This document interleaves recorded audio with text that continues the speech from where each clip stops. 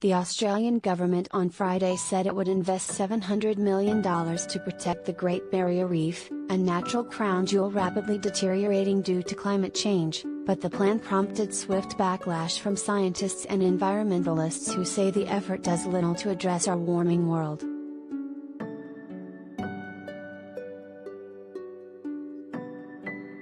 Australian Prime Minister Scott Morrison said the new funding would be spent over the next 9 years, bolstering a $1.4 billion effort, called the Reef 2050 Plan, through investments that would improve water quality, tackle outbreaks of crown of thorns starfish and invest in reef science.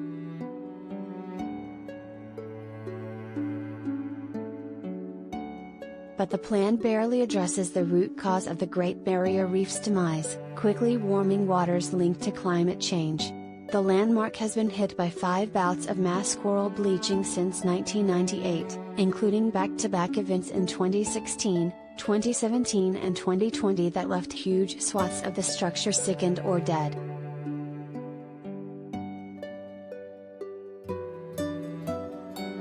Bleaching happens most often when warmer than usual waters sit atop delicate reefs, effectively cooking coral polyps.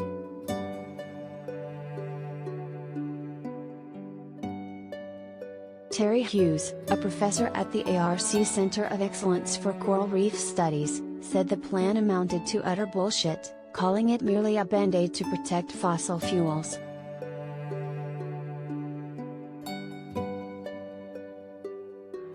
Australia is a laggard on climate change, still encouraging more fossil fuels, and scientists know that we can't build a healthy resilient reef in the face of climate change without tackling rising emissions, he wrote on Twitter.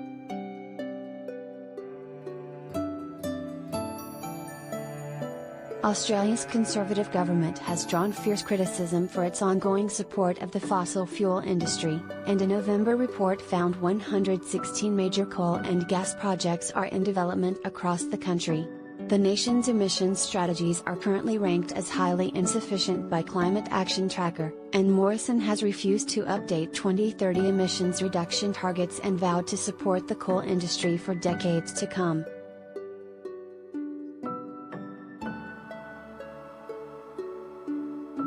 I make no apologies for Australia's standing up for our national interests, whether they be our security interests or economic interests, Morrison, who faces an election later this year, said in November at the United Nations Climate Conference in Glasgow. We have a balanced plan to achieve net zero by 2050, but we are not going to make rural and regional Australians pay for that.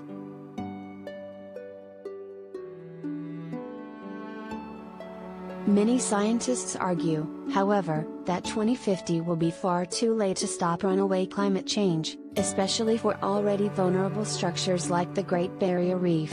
Reef advocates also point to the 64,000 jobs supported directly by tourism along the Australian coastline.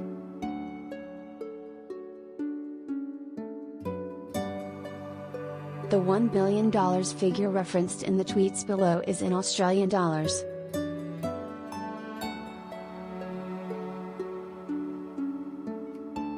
Susan Ley, the country's environment minister, said Friday that Australia isn't sitting on our hands when it comes to addressing climate change, and she pushed back on concerns that the nation wasn't doing its fair share to address fossil fuel emissions.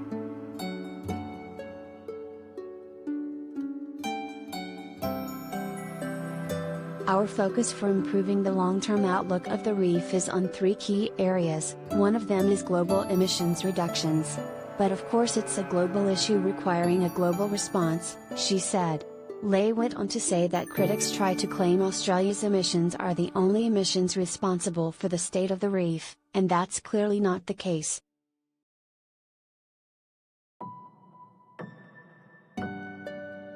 We know that we can help build a healthy, resilient reef in the face of climate change while playing our part.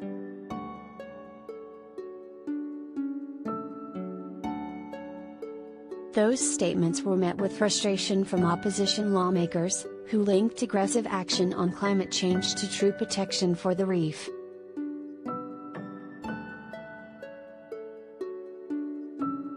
The damage and ongoing threats to the reef are so great that UNESCO, The United Nations body that monitors the world's areas of great significance, threatened to downgrade the Great Barrier Reef to endangered status.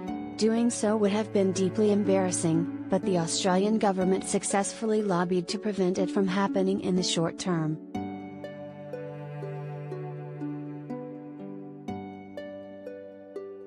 A vote on the matter will be held later this year, after the Australian federal election.